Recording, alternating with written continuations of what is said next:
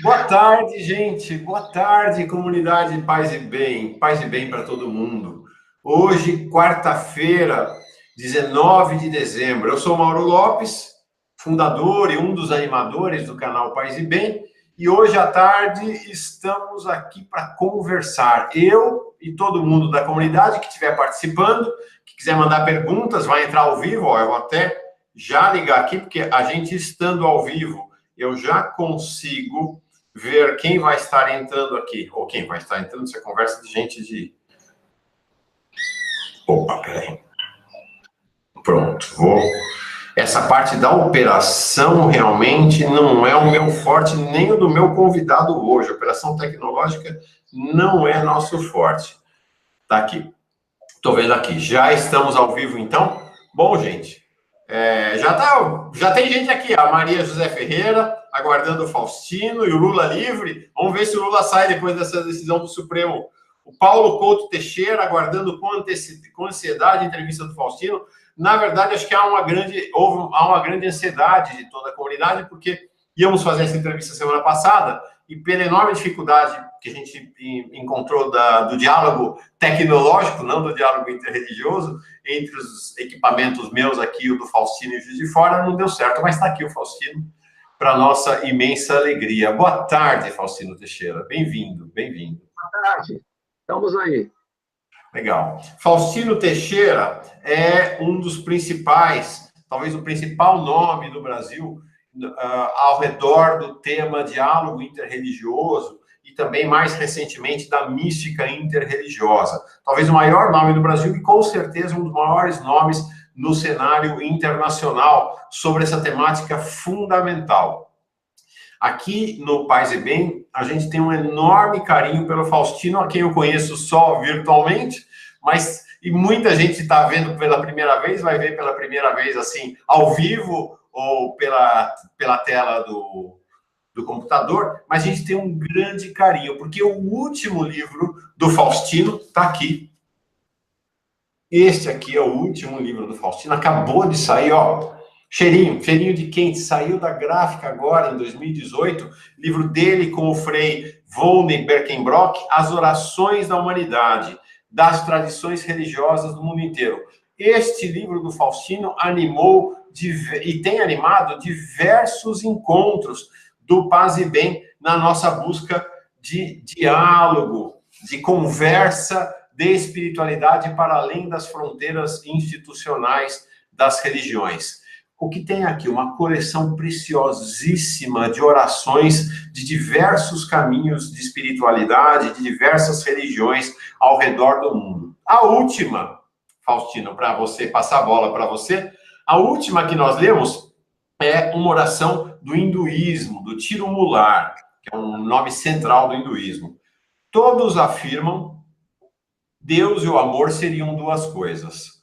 Quem já sabe, percebeu que Deus e amor são uma só coisa. Quem, porém, sabe, serena no amor, unido com Deus.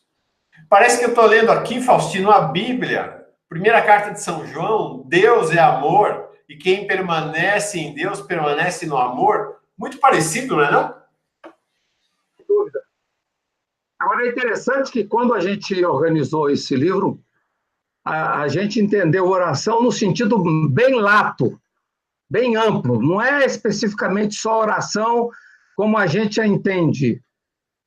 São poemas, muitos são poemas. Tem Fernando Pessoa, tem Rilke, tem outros autores que não se enquadrariam nessa fórmula tradicional de oração. São orações no sentido bem lato. E um projeto que nós estamos pensando em começar a fazer agora também vai ser um livro de oração voltado para as crianças, com ilustrações bonitas é o projeto que nós estamos pensando, eu e o Volney, para apresentar para a editora Vozes no próximo ano. Olha aqui, a Maria Gorete Simões, Faustino, dizendo: estou super ansiosa para ouvir o professor Faustino, meu ex-professor na Federal de Juiz de Fora. Sem dúvida. Lembro dela. Tadeu Arantes, grande amigo, Tadeu Arantes, grande amigo. Estou muito interessado nessa entrevista. Em breve, Tadeu Arantes vai ser entrevistado aqui no canal Paz e Bem também. O Eduardo Henrique, anglicano, é um grande amigo aqui do canal Paz e Bem. Muita gente, muitos amigos mesmo. Bom, quem é Faustino Teixeira para quem não conhece? Pelo que eu vejo, quem está assistindo aqui, todo mundo te conhece, Faustino, mas falar um pouco da trajetória do Faustino e você vai me interrompendo para mostrar um pouco, acho que trazer exemplos, ilustrar essa apresentação que eu vou fazer de você, Faustino. Então, o Faustino é hoje titular, professor titular, titular e professor convidado, que ele já está aposentado, na pós-graduação em Ciência da Religião, na Universidade Federal de Juiz de Fora. E a trajetória dele remonta lá ao início dos anos 80. No início dos anos 80, Faustino começa a sua caminhada na PUC do Rio de Janeiro, coincidentemente com o momento em que a teologia da libertação vivia um auge e, ao mesmo tempo, a escalada da reação conservadora mostrava suas garras, já lá na PUC do Rio de Janeiro também. Então, Faustino... Início dos anos 80, final dos anos 80.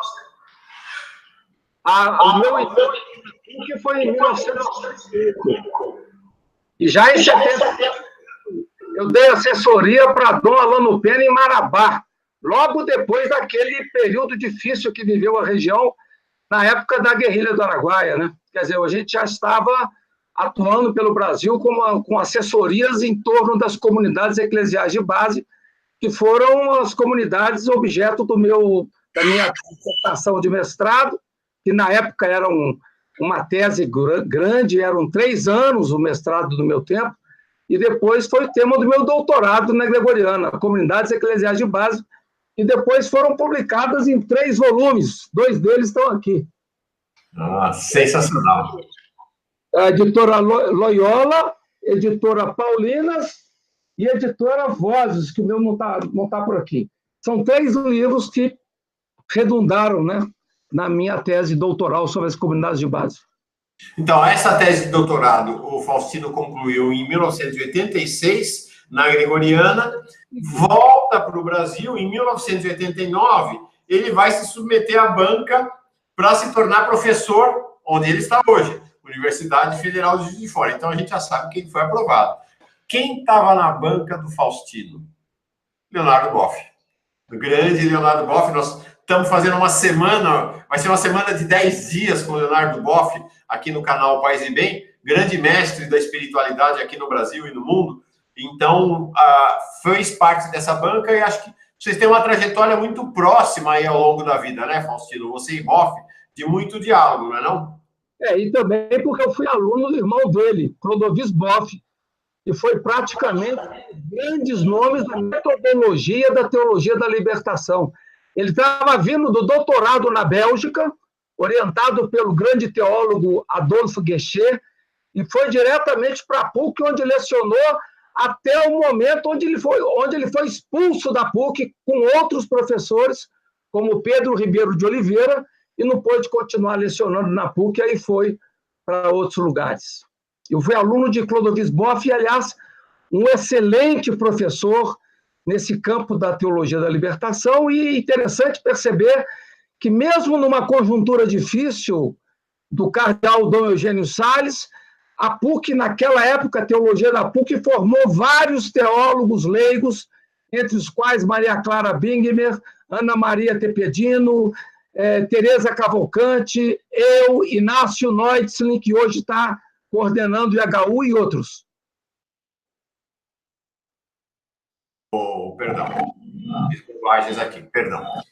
Me atrapalhei e não liguei o microfone. E por falar em IHU, Instituto Humanitas Unicinos, de fato, o IHU, Instituto Humanitas Unicinos, é hoje a principal referência do ponto de vista de consolidação do pensamento, não apenas católico, não apenas cristão, mas do pensamento plural, espiritual, mas também político, econômico e social no Brasil. É hoje indispensável para quem quer estar bem informado, e todo dia ali no site do IHU. Eu vou colocar na descrição do vídeo, para quem não conhece ainda, o endereço do site do Instituto Humanitas Unicinos. Ele funciona como uma espécie de... ele é uma plataforma agregadora de conteúdos vinculados ao tema da espiritualidade, dos temas sociais, econômicos e mesmo políticos. Em especial, vale a pena acompanhar a trajetória do Papa Francisco pelo IHU. São jesuítas, como o Papa Francisco, eles acompanham par e passo a trajetória, as polêmicas, o pensamento, o debate em torno da figura do Papa Francisco. E lá, no IHU, o Faustino escreveu um balanço fantástico dos 80 anos do Boff, porque o Boff fez balanços de vida, não foi? Ao longo da vida ele fez vários balanços, né? Faustino, conta essa história. Antes de falar do balanço, eu queria só mencionar a figura do Inácio Neutzlin, porque ele é um intelectual dos mais nobres que nós temos no Brasil.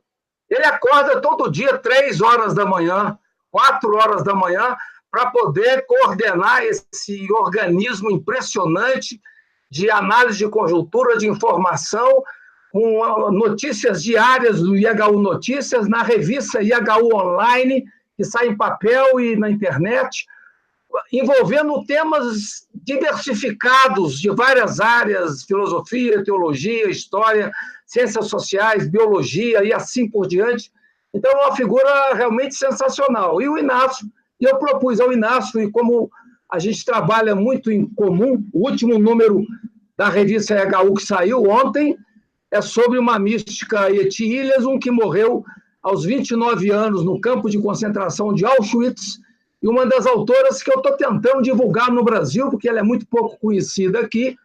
E antes disso, eu tinha sugerido ao Inácio de dar um presente para o Leonardo Boff, tentando fazer um balanço da sua vida, porque a editora Vozes tinha me convidado para fazer parte do corpo de autores que teriam perguntas para fazer para o Leonardo, e a partir das perguntas é que Leonardo respondeu e fez aquele livro dele sobre o velho teólogo e pensador.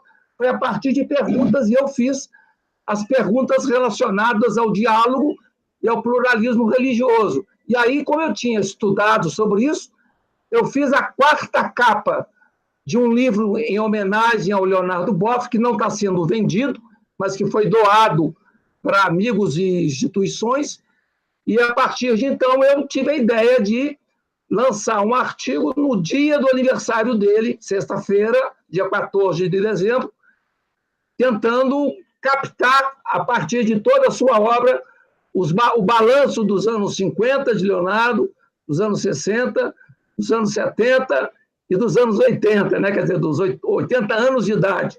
E aí deu um artigo grande, grosso, bastante significativo, e que Leonardo Boff, ontem, escrevendo para mim, falou que vai colocar também no blog dele, e vai dar muito trabalho para os tradutores das várias línguas onde o blog dele é transmitido. Então, vamos fazer o seguinte: hoje, quando acabar a entrevista, eu vou republicar o artigo do Faustino, que eu li lá no site do IHU, no site Paz e Bem, porque nós temos, além do canal Paz e Bem no YouTube, tem o site Paz e Bem, que já publicou um artigo do Faustino semana passada. É um verbete que ele fez para uma pequena enciclopédia, exatamente sobre o tema do sincretismo. Foi um tema bem importante que a gente fez nessa semana comemorativa dos 80 anos de Leonardo Boff. Por sinal, a semana acontece exatamente ao redor desse livro que o Faustino comentou. Esse aqui, ó. Esse livro. Reflexões de um velho teólogo e pensador. É um livro, Faustino, inclusive, comenta nesse artigo sobre os balanços de Leonardo Boff, o balanço dos 50 anos, dos 60, dos 70 e dos 80, Faustino comenta, você comentou, Faustino, que ele escreveu este livro de uma sentada só em 15 dias. Você vem aqui no livro, ó, não tem uma referência bibliográfica, não tem uma nota. É a condensação da cabeça e do coração do Boff, depois de 80 anos de caminhada, numa reflexão que ele oferece para nós. É lindo o livro, né, Faustino? Aqui com uma novidade. Ele pediu a especialistas de várias áreas da sua obra, eclesiologia, cristologia, pneumatologia, diálogo, ecumenismo, que fizessem perguntas a ele. E, a partir das perguntas, ele elaborou o livro. Isso aí não consta no livro, é uma pena. mas foi um livro que veio de provocação de especialistas de várias áreas. Puxa, eu não sabia. De fato, eu não sabia. E assim, ó, nós fizemos 10 encontros ao redor desse livro. Praticamente lemos na comunidade Paz e Bem boa parte desse livro ao longo dos últimos dias. Estamos chegando no final dele, amanhã vai ser o último dia. Eu tenho dito, Faustino, que a gente fez uma semana Leonardo Boff, mas uma semana Leonardo Boff que teve direito a uma oitava, porque não terminou em 7 dias. A gente esticou, vai amanhã até o 10º dia. Vou terminar com a leitura da poesia dele, do Louvor à Mãe Terra, que você usou no seu artigo. Você termina o seu artigo exatamente com esta poesia do Boff, e de fato tem diferença. Ela também entrou no HU, na sessão que tem no HU de espiritualidade, orações interreligiosas ilustradas. Essa poesia entrou também na semana do aniversário do Leonardo. Toda sexta-feira sai uma oração diferente. Orações interreligiosas ilustradas. É uma sessão mantida pelo Faustino no IHU, no site do Instituto Humanitas Unicinos. Cada sexta-feira tem uma oração diferente. Como ele falou, oração não no estrito sensu, oração no lato sensu. São reflexões sensíveis sobre a vida e a jornada dos... Você gosta dessa expressão, né, Faustino? Eu sei que se usa bastante. Dos buscadores e buscadoras, não é isso? Que é tema de 2 livros que eu fiz, publicados no Brasil e na Itália, são esses 2 livros aqui, né? Buscadores de Diálogo e Buscadores Cristãos no Diálogo com o Islã. Esse é um tema que eu me dediquei nos últimos anos, na minha pesquisa CNPq, tentando trabalhar figuras humanas do cristianismo que dedicaram sua vida a dialogar com a diferença. Esse é um trabalho que eu tenho um carinho muito grande, por isso que eu uso muito esse termo buscador, né? Muito legal, fantástico. Olha, estou vendo aqui muita gente na conversa. O Eduardo Henrique, ele é presbítero da Igreja Anglicana, ele tem participado muito do canal Paz e Bem, por sinal, será entrevistado, tem uma surpresa para o começo do ano com o Eduardo Henrique, que vai acontecer no canal Paz e Bem, e depois eu vou te contar, Faustino, mas vou guardar a surpresa. A Silvia Godoy, Luzinete Faria Alves, o Paulo Couto Teixeira com várias intervenções aqui, Guida... Teixeira é meu irmão, né? Hã? Paulo Couto Teixeira é meu irmão e era o ilustrador da minha oração ilustrada, ele que fazia as ilustrações. Quem? Pulica. Ah, é? Paulo Couto Teixeira é o Pulica, ele é um grande desenhista e um grande ilustrador. Ô, Paulo, você está aqui nas conversas? Eu não sabia. Olha aí, fantástico. Esse mundo é um mundo de... do livro de homenagem ao Leonardo Boff, a capa é dele. É um mundo de conexões, O Sérgio Neres, está aqui o teólogo Sérgio Neres, dizendo que escreveu, que está aqui participando, dizendo que escreveu capítulo de um livro sobre o diálogo interreligioso baseado nas ideias e obras de um grande teólogo, André Torres Queiruga. Muito legal. Muita gente interessante participando da conversa, e o Eduardo Henrique esclarecendo a turma que a Diocese Anglicana do Rio de Janeiro é muito articulada com o tema do diálogo interreligioso. Bom, o Faustino teve muitas oportunidades fantásticas na vida dele que acho que fizeram quem ele é, essa pessoa muito particularmente abençoada. Depois do doutorado, ele foi fazer o pós-doutorado com uma figura central no tema do ecumenismo e do diálogo interreligioso. Um dos grandes teólogos do século XX, da virada do século até o início do século XXI, que foi o francês Jacques Dupuy. Você foi fazer o pós-doutorado com ele em 97, não foi, Faustino? Foi. É um teólogo que viveu 40 anos na Índia.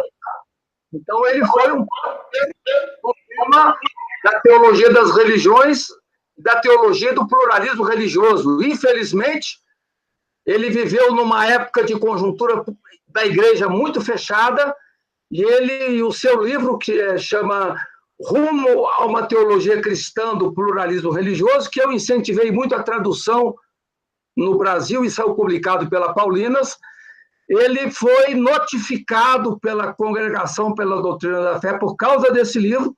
Isso levou a um processo que o machucou muito, que o feriu muito. Eu praticamente assisti o último curso que ele deu, com mais de 200 alunos em sala de aula.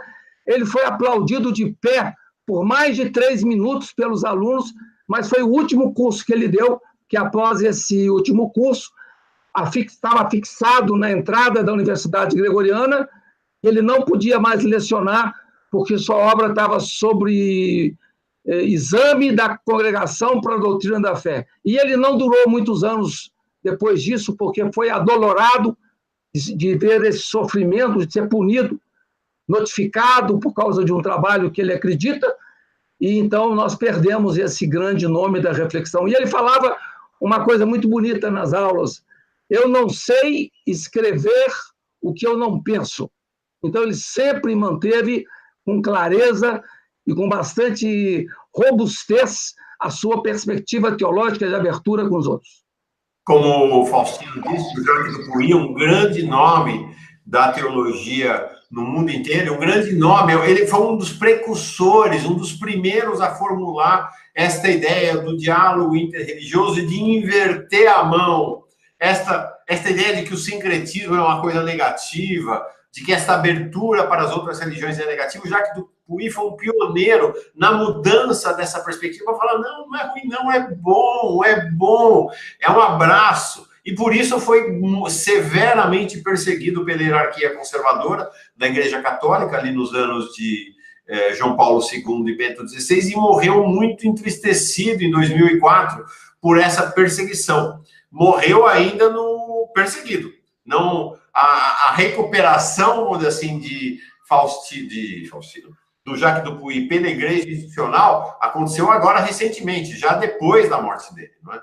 É interessante que o último livro que saiu sobre ele, agora póstumo, chama-se Por que Não Sou um Teólogo Herético? É um livro fantástico, onde ele responde, né? Ele, no final da vida, responde às críticas que faziam sobre ele, tanto na Dominus Jesus, que é essa carta da Congregação para a Doutrina da Fé, como sobre a notificação contra o livro dele. Então, é uma obra bonita, mas que só teve autorização de ser publicada depois de sua morte.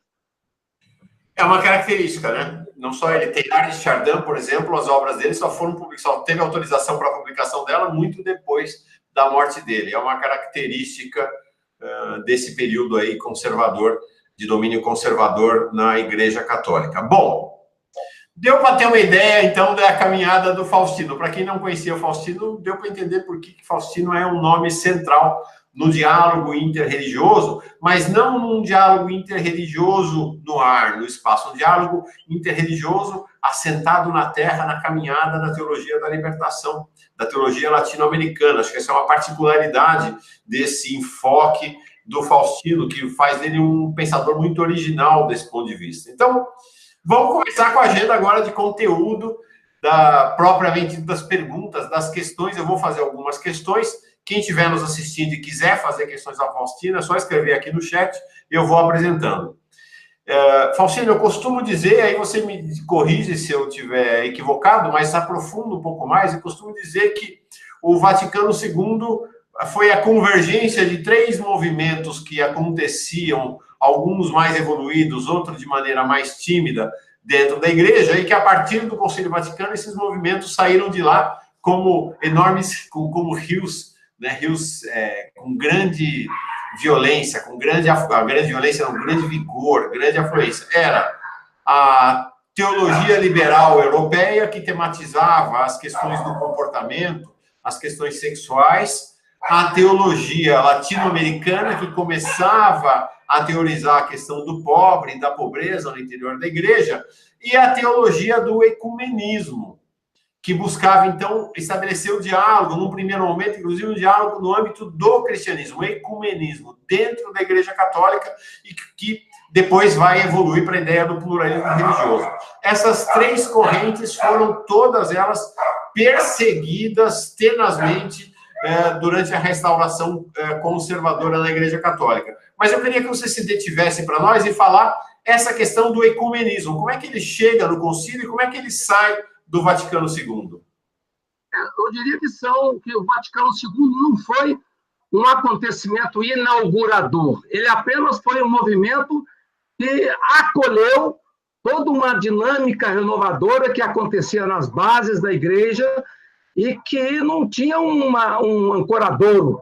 Então, o Vaticano II foi um grande movimento eclesial puxado por um Papa fantástico, que foi justamente João XXIII e depois Paulo VI, que tentou captar e colocar a Igreja em sintonia com os sinais dos tempos, sobretudo na relação Igreja-mundo. Antes do concílio, não havia nenhum tipo de diálogo Igreja-mundo, a Igreja se entendia como mestra, única mestra da verdade e único caminho de salvação, e a partir do concílio, com base em alguns teólogos importantíssimos, que foram peritos no concílio, como Karl Rahner, Schillebeeckx, Congar, Chanu, teólogos importantes da Europa, sobretudo, e que conseguiram fazer um pensamento diferente de sintonia da Igreja com os sinais dos tempos, entre os quais a questão das religiões. E aí 2 documentos são muito importantes, 3 documentos. Tem um documento sobre o ecumenismo, tem um documento da relação da Igreja com as outras religiões, Nostra Aetate, e tem um documento sobre a liberdade religiosa. Talvez esse seja um dos documentos mais importantes do respeito que a Igreja tem que ter de acompanhar a dinâmica da consciência. Cada um tem o direito de escolher o seu caminho espiritual de acordo com a sua consciência. E essa consciência provoca e é acolhida pela Igreja como um caminho importante, um caminho de valor. Então, o Vaticano II ele abriu espaço para o reconhecimento da liberdade religiosa e da abertura às religiões. A questão dos pobres, apesar de ter se tentado durante o concílio com o cardeal Lercaro, ele fosse entrar no concílio, esse tema, ele não entrou ainda, porque não estava na sensibilidade dos padres da Europa. Era uma preocupação que tinham as igrejas do terceiro mundo, por exemplo, Dom Helder Câmara. Então, a temática dos pobres só vai chegar depois, com a Conferência de Medellín, em 1968. A Conferência de Medellín, de certa maneira, ela é quase que uma extensão do Vaticano II para a temática dos pobres, né? A Conferência de Medellín é que, de fato, inaugura o tema dos pobres como centro da Igreja para os católicos de todo o mundo, né? Ela traz esse tema à tona com toda a sua força. De fato, no Vaticano II, a temática dos pobres ficou um pouco subalternizada. Faustino? A Igreja brasileira, como a Igreja espanhola, como a Igreja italiana, tinham muita dificuldade com a abertura do concílio. Tanto é que a tradição família e propriedade do Brasil montou um escritório em Roma para justamente atacar os temas que pudessem sensibilizar uma dinâmica de abertura maior. Então, houve muita resistência de bispos brasileiros contra essa temática de abertura que o concílio vai favorecer como liberdade religiosa e diálogo com outras religiões. Mesmo teólogos importantes do concílio, como Henri de Lubac e Danielou, foram teólogos muito críticos à abertura da Igreja às outras religiões. Até o próprio Papa Paulo VI, num documento importante depois do concílio, numa exortação apostólica de 1974, também participou de uma visão mais fechada sobre a questão das religiões. Esse é um tema que ainda causa muita dificuldade de ser percebido, de ser entendido e de ser assumido na prática da Igreja. Como é que então esse tema vai caminhando, então, Faustino, paralelamente, meio assim, à margem da Igreja institucional? É isso? Ele vai se desenvolvendo pela formulação dos teólogos e pela prática na base da Igreja, é isso? Diria mais, sobretudo, da Igreja asiática. Os bispos da Ásia são os grandes especialistas do pluralismo e do diálogo interreligioso. Nós, aqui na América Latina, nunca fomos muito dados a essa temática, nem mesmo na teologia da libertação, infelizmente. A teologia da libertação foi acordar para o tema do pluralismo muito depois, a partir da discussão sobre a questão indígena. Mas, normalmente, os grandes especialistas, os grandes promotores do diálogo interreligioso vieram da Ásia. A teologia asiática. E foram, em boa medida, vários deles perseguidos pela Congregação da Doutrina da Fé, não é não? Perseguidos, punidos, proibidos de lecionar, não só na Ásia, mas teólogos do mundo inteiro. Foram mais de 30 teólogos que foram punidos por várias razões, e todos eles identificados com a linha de abertura do Concílio Vaticano II. Eu diria que há uma dificuldade quase que molecular da Igreja Católica de se abrir para o mundo, ou então, utilizando uma imagem do Caetano Veloso, fazer um acordo com o tempo. Há uma dificuldade em acordo com o tempo. Opa, desculpa. Quem você considera que são os nomes centrais nessa caminhada histórica para a formulação da temática do diálogo interreligioso nos muros da igreja, dentro da Igreja Católica, ou do universo católico, vamos dizer assim? Talvez o mais importante seja Karl Rahner, o grande teólogo Karl Rahner, que foi um dos primeiros teólogos europeus com atuação impressionante na sua reflexão teórica, nos seus estudos, nos seus escritos de teologia, para uma perspectiva de abertura da igreja para as religiões.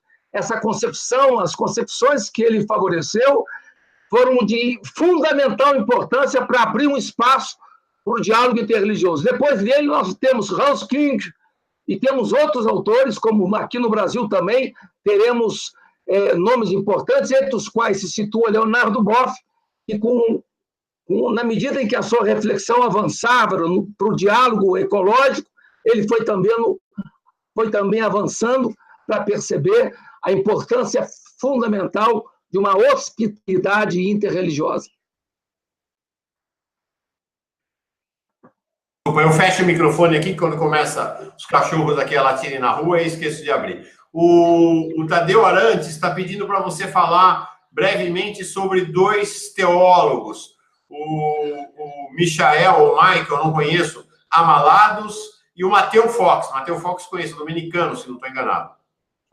O Amalados, Michel Amalados é um dos grandes nomes da teologia asiática e teve uma atuação muito importante quando trabalhou nos comitês mais centrais dos jesuítas em Roma, e tem uma importância fundamental para a temática da enculturação, a temática do diálogo com as religiões, a abertura interreligiosa.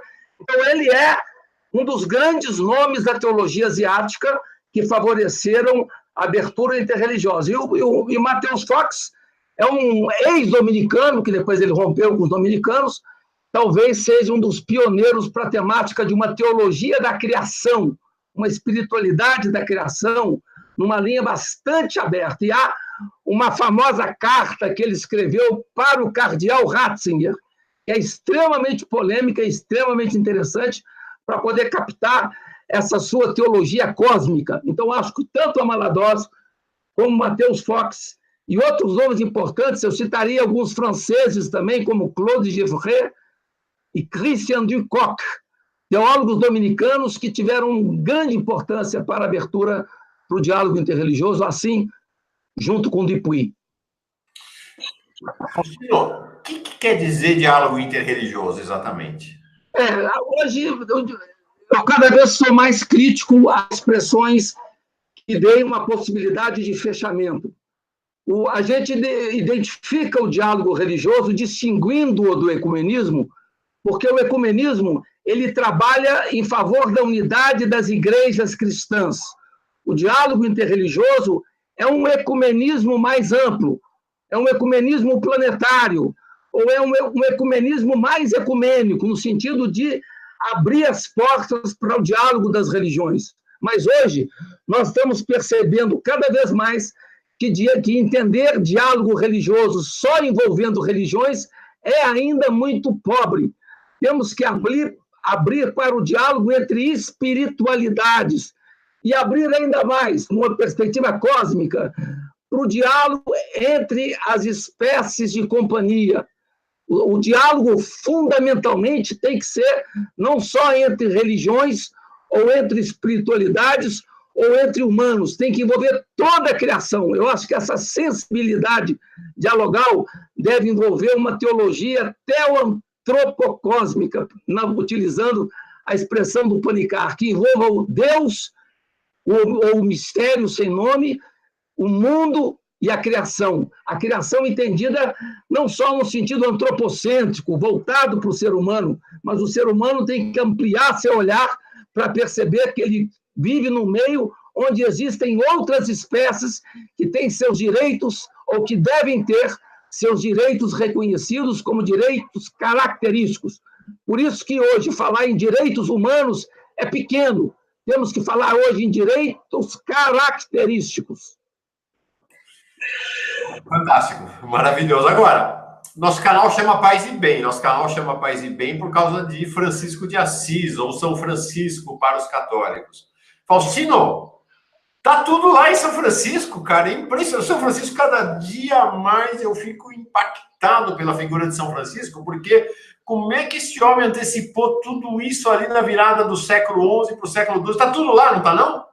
Está tudo lá. Eu diria que a gente tem a grande alegria de, mesmo vivendo numa conjuntura eclesial muito pesada, apesar do Papa Francisco, o Papa Francisco vive um momento muito delicado de oposições em todo lado. Aqui no Brasil a gente vê oposições surdas à sua atuação nas igrejas, entre bispos, entre padres, entre leigos. Quer dizer, há uma dificuldade de aceitar esse desafio do Francisco.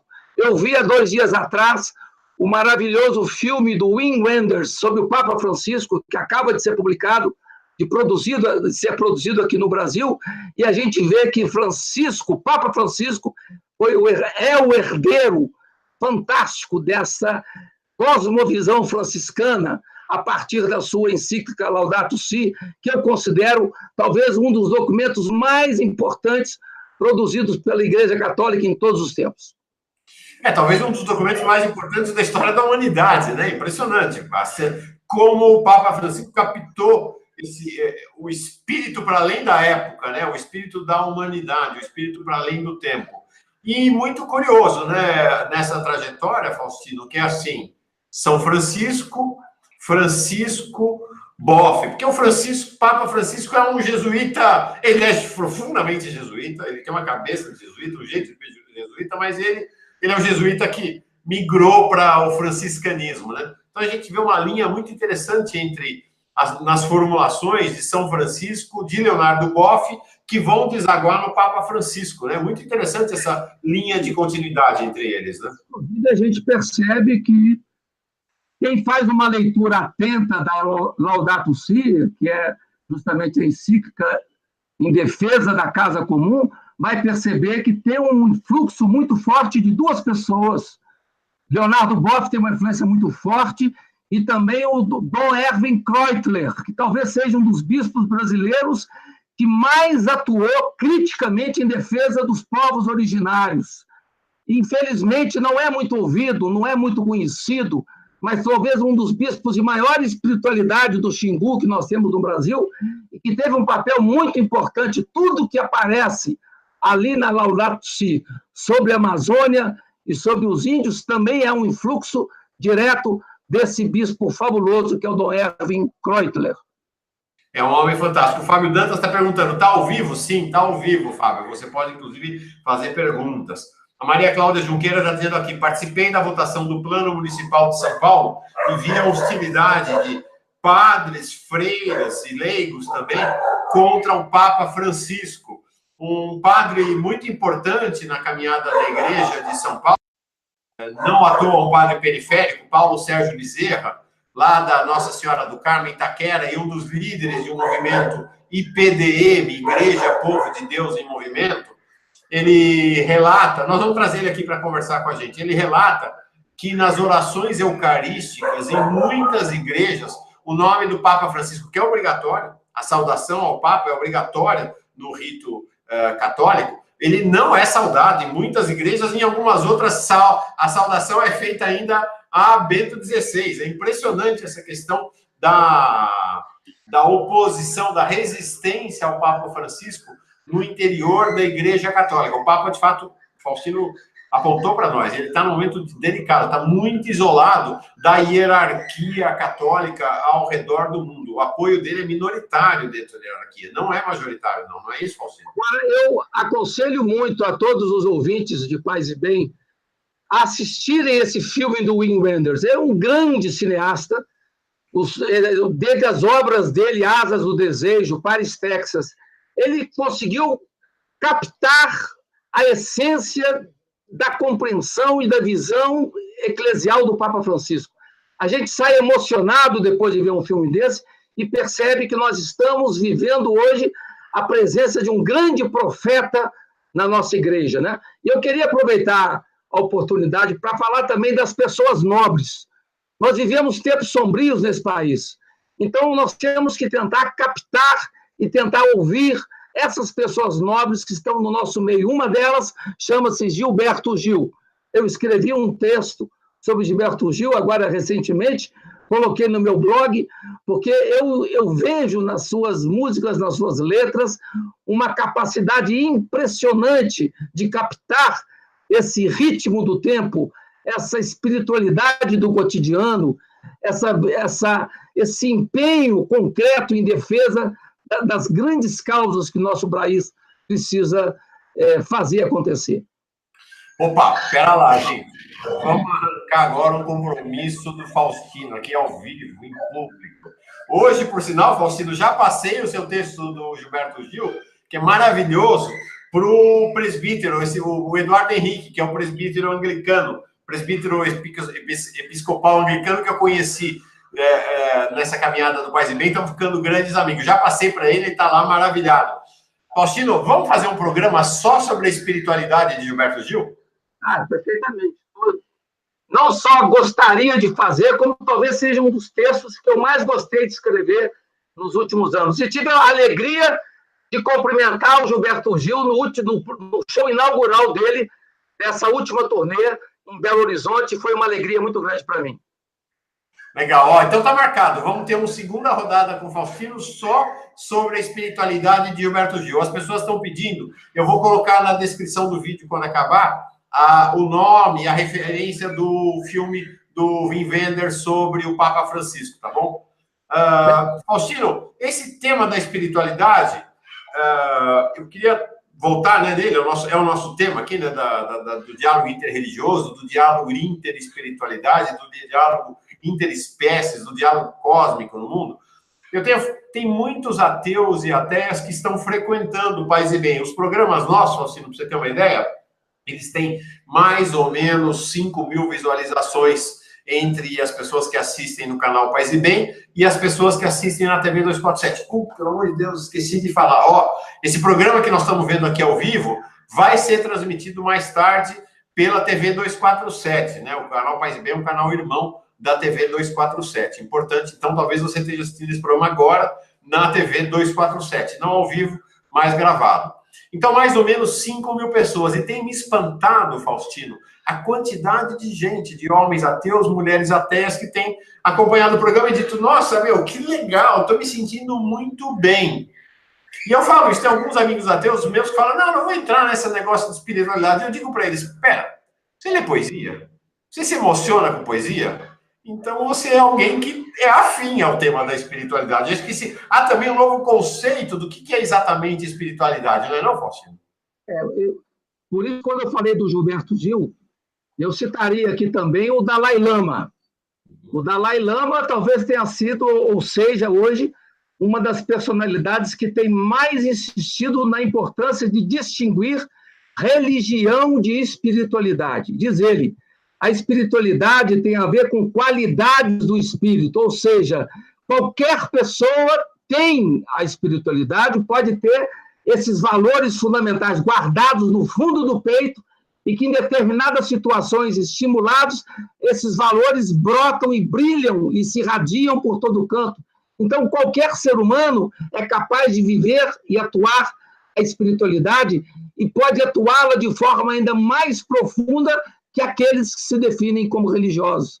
Então, acho que essa temática da espiritualidade ela tem que ser sempre trabalhada em relação com essa ideia de qualidade do espírito. Por isso que o Gilberto Gil, na música Ok, Ok, Ok, fala que o mais importante que existe é ser alguém honrado, honradez, né? Que seja uma pessoa que dignifique essas qualidades fundamentais do espírito, em vez de se definir como X, Y ou Z, mas tentar viver a dimensão do humano, a dimensão da irmandade em grande profundidade. Isso é espiritualidade.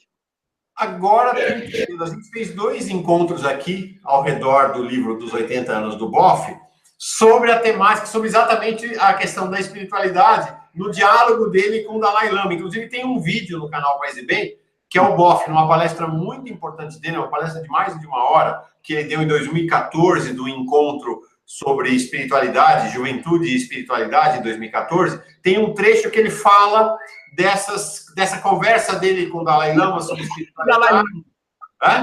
Ele cita o Dalai Lama nesse livro, naquele livro dele, do livro importante que o Dalai Lama escreveu, onde ele trata essa questão da espiritualidade. Sim, agora estou entendendo que ele teve uma provocação do Faustino para esse tema aqui no livro do Boff. Agora estou entendendo. Veja como as coisas vão fazendo sentido. É o livro do Dalai Lama de...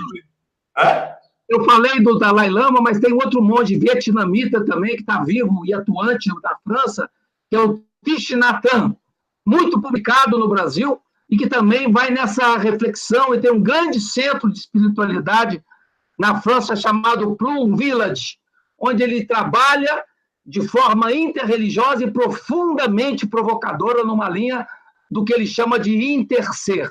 Não tem sentido você ser hoje no mundo, a não ser na relação, o interser. A relação é o que marca o nosso tempo hoje. Um tema, aliás, muito trabalhado pelos grandes antropólogos contemporâneos, como Bruno Latour e o Tim Ingold. E que no século XX o Martin Buber tratou de maneira também profética com o livro dele Eu e Tu, né, sobre o tema do diálogo, né, quando ele vai dizer que o ser não está aqui nem aí com Faustino, o ser está nesse espaço em que um lança para o outro, né, a relação, né, a existência, na verdade, está nesse projeto relacional. O Boff fala muito disso também ao longo da obra dele. Faustino, do diálogo interreligioso para um outro tema que você tem trazido, uma evolução, que é para a mística interreligiosa. Como é que esse tema se coloca? Está ligado à temática da espiritualidade, entendida como método, né? E a mística como horizonte, né? Justamente o horizonte de comunhão planetária, de comunhão com todos os seres. Eu acho que a gente percebe que, estudando a mística, a gente é convidado a entrar no mundo da profundidade. Isso que é o mais interessante. E quanto mais você avança no mundo da profundidade, a partir da sua domiciliação religiosa peculiar, você é capaz de perceber a presença do mistério que atua em toda a criação. Quer dizer, essa é a dinâmica. Quer dizer, quem aprofunda o mundo interior é convidado a perceber a beleza do mistério que brilha em toda a criação. Então, há uma relação profunda entre aprofundamento do mundo interior pela espiritualidade e abertura interreligiosa e abertura social. Os grandes nomes da espiritualidade foram místicos que tiveram um papel social extremamente significativo. Quanto mais você aprofunda a identidade, mais liberdade você vive para poder lidar com a diferença. O Tadeu Arantes está dizendo aqui, e aí já com o apoio de várias pessoas, bom, já que você entrou nesse assunto, fala um pouquinho sobre um dos nomes centrais nessa ideia da mística interreligiosa, que é o Thomas Merton. Eu já orientei mais de 5 teses sobre ele, já dei 4 cursos sobre ele. Eu acho que talvez no nosso século XX, né, agora século XXI, mas um dos grandes nomes do século XX para o tema da espiritualidade é, sem dúvida, essa figura singular, extraordinária, que é Thomas Merton, que viveu a espiritualidade como a experiência do cotidiano. Ele dizia com muita clareza que vida contemplativa é estar no tempo com atenção plena, estar aí, e estar simplesmente aí, como peixe na água. Você não tem que fazer nenhum exercício muito especial para ser alguém espiritual. Tem que ser apenas alguém que esteja situado no tempo, com o olhar voltado para o tempo, com os ouvidos voltados para a escuta do tempo e para perceber a presença do mistério que atua em todo lugar. Isso foi o que Thomas Merton nos passou através das suas obras fantásticas, desde a sua biografia, A Montanha dos Sete Patamares, até os seus 7 volumes de diários, que, infelizmente, até hoje não foram traduzidos para o português, nem mesmo as suas cartas fantásticas, o seu diálogo com os grandes nomes da literatura, com os grandes nomes das religiões, o seu diálogo com o Zen budismo. Eu acho que ele traz para nós um referencial fantástico para entender o que é a espiritualidade colada no tempo, uma espiritualidade que não te joga fora do tempo, mas que te coloca no emaranhado do tempo, entendendo-se como um ser de relação com todas as espécies de companhia. Nós acabamos de celebrar, agora dias atrás, os 50 anos, né, da morte de Thomas Merton.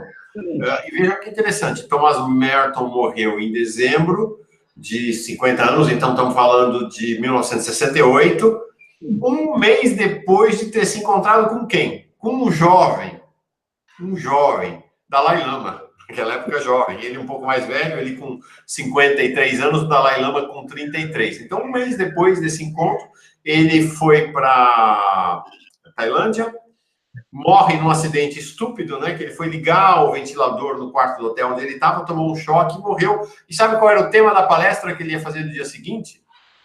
Cristianismo e marxismo. Um homem de pontes, né? Um homem de relação. Né? Ele já estava fazendo a palestra. No terceiro da palestra, ele morreu.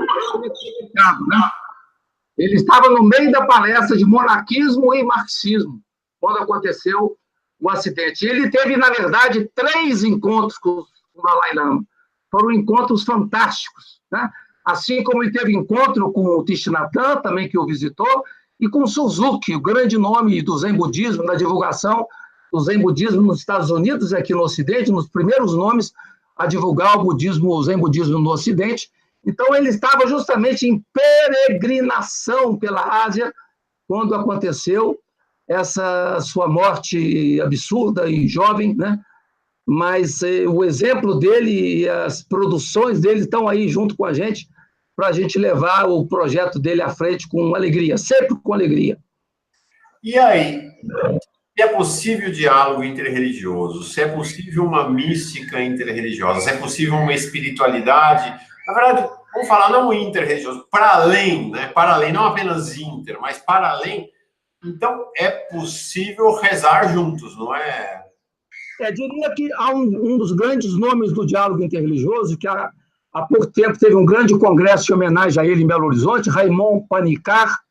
Ele falava do diálogo intra-religioso, ou seja, para você poder dialogar com os outros, você tem que criar buracos interiores, tem que se trabalhar interiormente para poder ser capaz de disponibilidade de abertura. E talvez esse seja um tema fundamental para a gente entender. Só é capaz de diálogo interreligioso quem cria espaços interiores de acolhida e de hospedagem da diferença, quebrar os preconceitos, quebrar as visões estereotipadas, vencer os fundamentalismos que estão enraizados nas nossas concepções, seja religiosas, seja espirituais. Então, Panikkar chama a atenção de que esse momento da entrada interior para quebrar esses obstáculos é condição essencial para qualquer dinâmica de abertura com o outro. Porque é isso, acho que você traz um tema, né? A gente fica falando dos fundamentalistas, né? Como alguém externos a nós. Esses fundamentalistas, essa direita conservadora, tudo isso. Mas é muito difícil que a gente não tenha um traço de fundamentalismo no nosso coração que nos faz inseguras para nos lançarmos efetivamente de peito aberto nessa oração interreligiosa, nessa mística interreligiosa, não é não, Faustino? A gente sempre está precisando de um portinho seguro ali para não... Será que eu vou me perder nesse processo? Não é isso, não? Isso que o Caetano Veloso fala, que o Narciso acha feio tudo que não é espelho.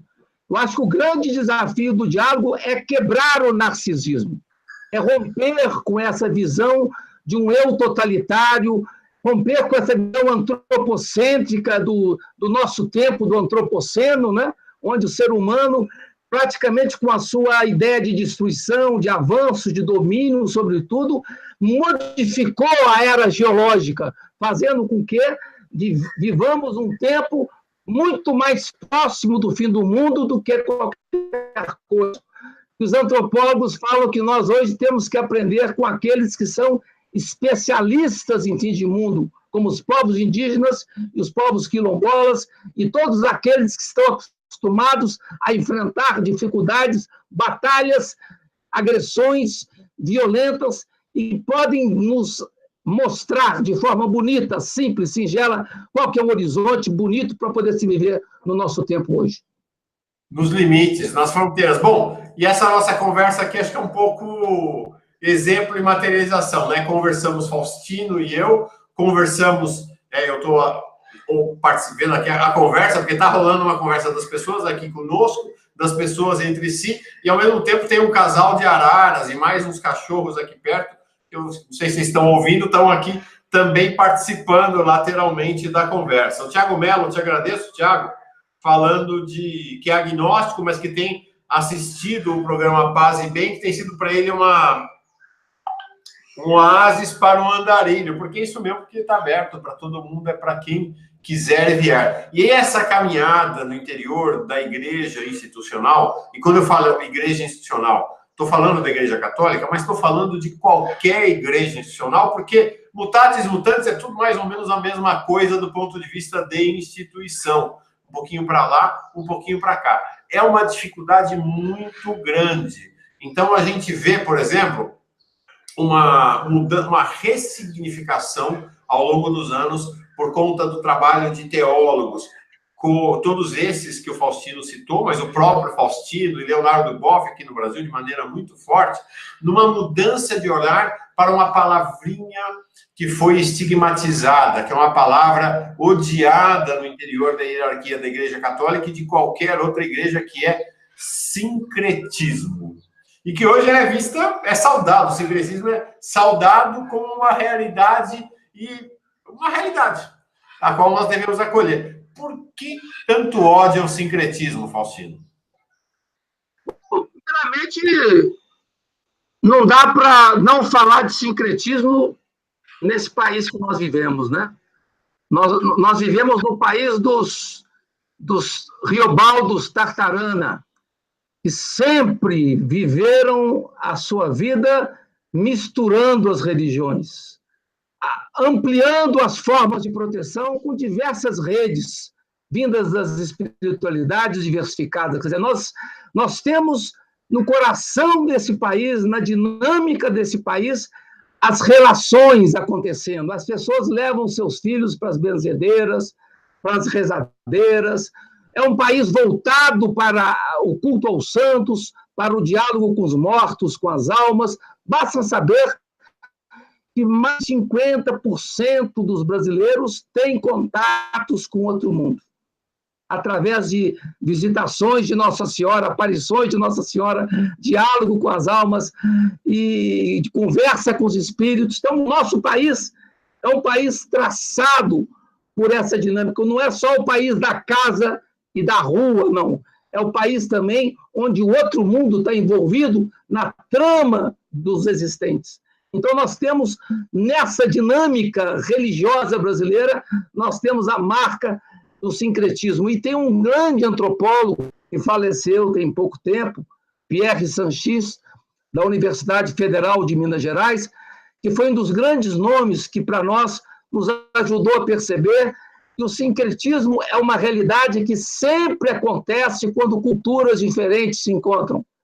Então, o sincretismo amplia com nossa concepção de sentido. A Igreja Católica nasceu sincrética, vive a experiência do sincretismo. Não tem expressão religiosa que não tenha relação ou que não beba um pouco da água de outros rios e outras tradições. E nós, aqui no Brasil, vivemos no seio da experiência do sincretismo.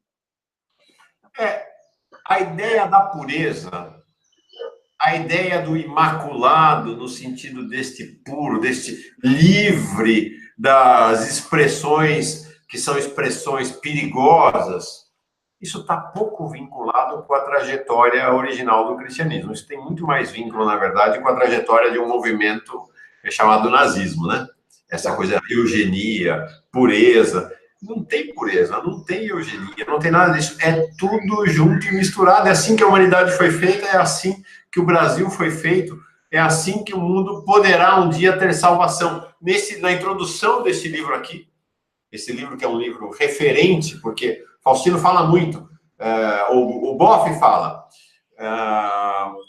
em vez de ficar falando tanto de diálogo interreligioso, vamos praticar, né? Vamos praticar um diálogo interreligioso, e esse livro aqui tem sendo um condutor na nossa prática. E na introdução, você e o Frei Volney falam, não haverá paz no mundo sem paz entre as religiões. E a paz entre as religiões significa o reconhecimento um dos outros da riqueza de cada um, não é isso, não?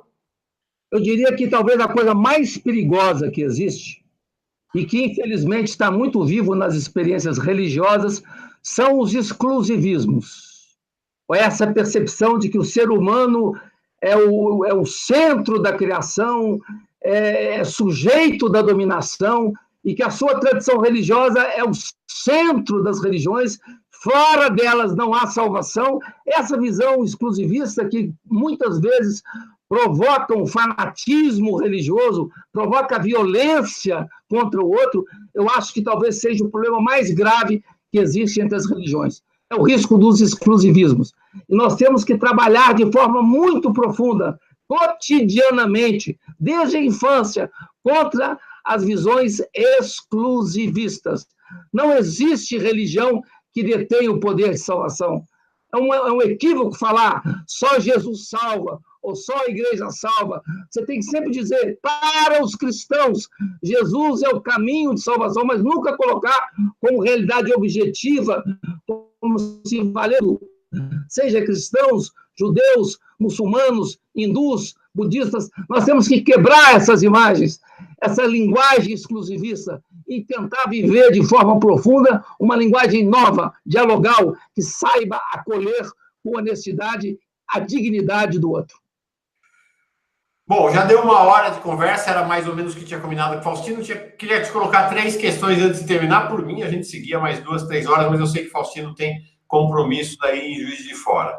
Eu queria que você abordasse 2 temas que são centrais do ponto de vista aí da temática religiosa, interreligiosa e do diálogo no mundo hoje, que é um global e outro relativo ao Brasil. Do ponto de vista global, é o tema do islamismo, né? O islamismo hoje é visto... há uma tentativa de recuperar as cruzadas para fazer guerra contra o Islã. Esta é a política dos católicos de direita dos Estados Unidos, ali os católicos e também outras denominações cristãs ao redor do Trump. Aqui no Brasil também esse espírito permeia o cristianismo conservador. E, de fato, os muçulmanos, o povo da religião islâmica vive um momento de grande dificuldade. Como é que se enxerga o islamismo hoje, Faustino? Interessante que eu estou aqui com um dos meus livros que eu organizei, No Limiar do Mistério. Foi publicado pelas Edições Paulinas em 2004. E ele foi fruto de um seminário que aconteceu em Juiz de Fora, na época da destruição das Torres Gêmeas. No momento que aconteceu a destruição das Torres Gêmeas, nós estávamos reunidos aqui em Juiz de Fora, num seminário de mística comparada com pessoas do Brasil inteiro, e é interessante que, dentre as discussões que apareceram, uma delas muito forte foi em torno do Islã. Infelizmente, a visão que se tem sobre o Islã no Ocidente é uma visão profundamente preconceituosa. Quem conhece, quem se aprofunda e quem vive de forma dignificada a experiência desse mistério maior vivenciado pelos muçulmanos, a gente vai perceber que eles são um exemplo interessantíssimo de vida espiritual. Pessoas que têm o seu dia a dia pontuado, marcado pela experiência espiritual. Então, o que acontece no Ocidente é uma visão mascarada, preconceituosa, incapaz de perceber a beleza e a riqueza que existe no fundo dessa experiência, entre as quais está presente a espiritualidade sufi, que é um tema que eu desenvolvo nos meus cursos de mística islâmica aqui em Juiz de Fora, para mostrar justamente como que é bonita essa experiência do mistério de Deus no Islã. Então, essa ideia de que simplesmente submissão é uma visão preconceituosa, diria que o verdadeiro muçulmano é alguém que se coloca a sua perspectiva vital sob a sombra do amar, o maior sem nome, que ela mesma, como tradição religiosa, não consegue esgotar o seu próprio significado. Então, essa visão seria importante que pudesse ser desenvolvida, irradiada, passada pelas pessoas, para quebrar esse tipo de preconceito que existe com relação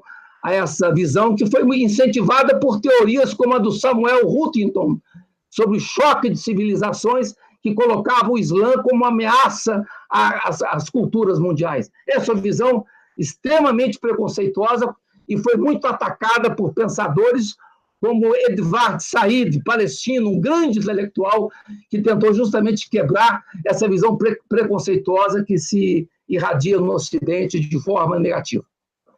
E se irradia porque uma das bases do preconceito é a ignorância. A gente sabe nada, quase nada sobre o islamismo. Por conta disso, já adianto, estou em conversa com um amigo de São Bernardo do Campo, Haji Mangolin, que é de um grupo islâmico muito legal lá da região do ABC, mas com ramificações em diversos outros lugares. Vamos fazer um pacote de pelo menos 10 encontros a partir de janeiro para que possamos conhecer o islamismo, que é para que possamos conhecer a riqueza e a profundidade do islamismo entre nós, porque de fato a gente não sabe nada do islamismo, né?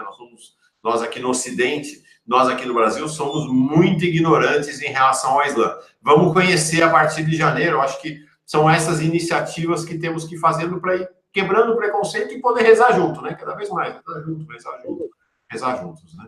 Duas perguntas, só fez uma. É?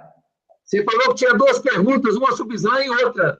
Mas... A outra é sobre as religiões afro, né, no Brasil, que tem sido objeto de uma perseguição feroz nos últimos anos, né? Como é que você enxerga o contexto das religiões afro, em especial o candomblé e a umbanda no Brasil? A gente percebe pelos dados estatísticos do censo que essas religiões estão decrescendo, né? Elas em termos de percepção explícita da vivência religiosa, de declaração de crença, a declaração de crença nas religiões afro é pequena no Brasil, mas isso está escamoteado pela dupla pertença. Muitas pessoas não se dizem, mas vivem a experiência com as religiões afro-brasileiras. Eu vejo com grande carinho, com grande respeito, essa experiência que está na raiz do ser brasileiro. Outra coisa muito profunda, por exemplo, apontada na espiritualidade de Gilberto Gil, né, quando ele tomou consciência da beleza da Bahia, do carnaval da Bahia, da força do candomblé, da menininha de Gantuá. Quer dizer, como que essa tradição, esse jeito de ser religioso está presente, irradiado na televisão, nas novelas, nos romances, nas relações. Quer dizer, nós somos um povo profundamente marcado por essa cultura. Não dá para você romper com a negritude, não dá para você romper com essa dimensão, com essa experiência de resistência que marcou a presença dos afro-brasileiros no Brasil. Então, eu vejo com grande carinho, assim como vejo com grande carinho a experiência pentecostal, a experiência dos fiéis pentecostais, diferentemente de alguns pastores ou de determinados pastores que são movidos muito mais por determinadas preocupações financeiras, por exemplo, do que a experiência espiritual na sua dignidade, como acontece entre os fiéis concretos que estão aí nessas pequenas igrejas pentecostais. É um tema para nós. Nós estamos conversando também para, em 2019, termos um programa voltado para os pentecostais, para os evangélicos, não para os evangélicos, né? Para que todo mundo possa conhecer, de fato, mergulhar na profundidade da espiritualidade daqueles que nós chamamos evangélicos no Brasil e que também estão mal afamados, em parte pela dinâmica de muitas de suas lideranças, e em parte pela ignorância, pela nossa ignorância.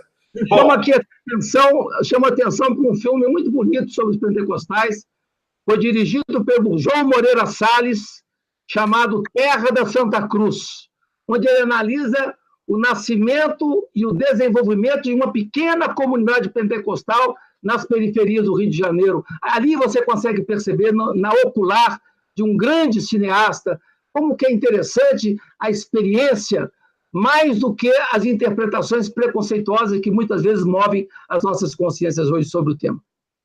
Legal. Bom, para encerrar, só para contar uma coisa para vocês. Sabe onde é que o Papa Francisco vai em fevereiro? Abu Dhabi. Vai para Abu Dhabi. E não é iniciativa dele, não. O Vaticano divulgou essa semana passada. Ele está indo a convite do imã de Abu Dhabi para um diálogo interreligioso. Em geral, a Igreja Católica ela toma a iniciativa, né, de chamar os diálogos. Não, ele está sendo convidado para ir lá conversar sobre o diálogo entre a Igreja Católica e os muçulmanos. Vai ser um encontro importante, né, Faustino? Sem dúvida. Eu estou acompanhando já de perto todas as matérias que estão saindo a respeito e estou vendo com muita expectativa, porque o Papa Francisco ele tem sido extremamente esperto ao trabalhar a temática, porque nós ainda estamos embaçados com a Dominus Jesus.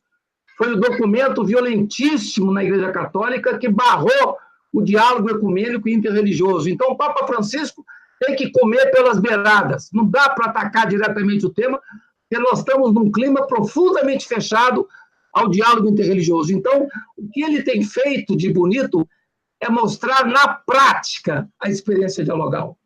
Diálogo, diálogo, diálogo. São as 3 expressões que ele falou no Teatro Municipal, no Rio de Janeiro, durante a sua visita no Brasil. Falou que nós precisamos disso. Diálogo, diálogo, diálogo. Eu acho que ele tem feito isso com essas experiências todas e suas viagens maravilhosas por esse mundo afora. Pô, Faustino, puxa vida. Uma alegria te encontrar. Uma alegria grande te encontrar. A gente se encontra muito, né, na oração aqui na comunidade Paz e Bem, mas uma alegria grande te encontrar. Temos um segundo encontro já marcado, então, ao redor de Gilberto Gil. Do teu livro aqui, alguma oração que você ache? Ileson, pode pegar uma dela, que é essa jovem de 29 anos que morreu em Auschwitz. Pode escolher qualquer uma, que são lindas as dela.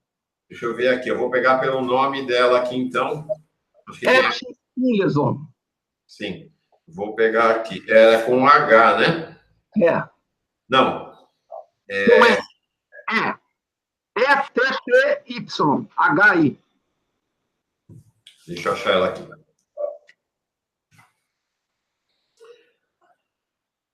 Ileson.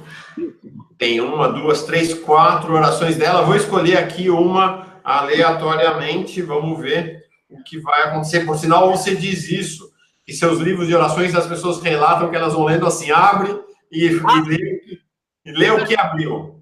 Abre e lê. É a mística que eu estou escrevendo nesse momento. Acabando de escrever um artigo para publicar na Revista Eclesiástica Brasileira sobre ela. Sim, e você disse que está saindo a revista do IHU. Saiu ontem. Se você clica lá, IHU Online, você vai ter uns 6 autores escrevendo sobre ela, entre eles alguns brasileiros importantes, como o Thiago Amude, que é músico carioca, Eduardo Losso, que é professor de teoria literária, a Gabriela Chervi, que é socióloga, eu também reflito ali, e outros amigos queridos de fora do Brasil que escreveram sobre ela. Então, mais um link que eu vou colocar na descrição, esta edição especial do IHU sobre a É o presente de Natal do IHU. É isso aí, é um presente de Natal. E esse livro aqui, gente, ó, lá nos encontros nossos matinais do Paz e Bem, o pessoal está dizendo, é o livro do presente de Natal que as pessoas estão resolvendo se dar umas às outras, dar às famílias. Muito legal, muito legal. Toma-me pela mão, é a oração número 12 aqui do livro. Meu Deus, toma-me pela mão, seguir-te-ei decididamente, sem muita resistência. Não me furtarei a nenhuma das tempestades que se abaterão sobre mim nesta vida. Suportarei o embate com o melhor das minhas forças, mas dá-me, de vez em quando, um breve instante de paz. E não acreditarei em minha inocência que a paz que descer sobre mim é eterna. Aceitarei a inquietude e o combate que se seguirão. Gosto de demorar-me no calor e na segurança, mas não me revoltarei quando tiver de enfrentar o frio, desde que me guies pela mão. Seguir-te-ei por toda parte e tentarei não ter medo. Onde quer que eu esteja, tentarei irradiar um pouquinho de amor, desse verdadeiro amor ao próximo que há em mim. Não quero ser nada especial. Quero tão somente tentar. Quero tão somente tentar tornar-me aquela que já está em mim, mas ainda busco em seu pleno desabrochar. Maravilha, né, Faustino? É uma jovem de 29 anos, maravilhosa. Talvez no nosso tempo sombrio que nós estamos vivendo, de ódio, se espalha por todo o canto, talvez seja a mística que mais trabalhou essa temática do mal e do ódio, dizendo claramente, não podemos deixar que o ódio tome conta do nosso coração. Temos que dizer com todas as nossas forças, todos os dias, a vida é bela. Com Eti Lesum, a gente termina essa conversa com Faustino Teixeira. Faustino, obrigado de coração. Obrigado de coração. Pode se despedir da turma aí, faça a sua despedida e vamos encerrar. Agradeço muito essa oportunidade. Eu gosto muito de trabalhar nas redes, muito mais do que na universidade. Minha atuação no Facebook é cotidiana, é diária. Eu acho que é um caminho legal de conversar com as pessoas, criar novos amigos. E programas como esse, que para mim foi uma surpresa inusitada quando eu descobri da existência dele, são importantíssimos para poder aquecer e para a gente segurar as mãos nesse momento, todos darem as mãos, né, para poder enfrentar as sombras que estão vindo por aí nesse nosso país. Um grande abraço para todos. Alegria grande estar contigo, gratidão. Gratidão minha e de toda a comunidade, de todo mundo que assistiu e vai assistir esse programa. Tchau, Faustino. Paz e bem. Paz e bem.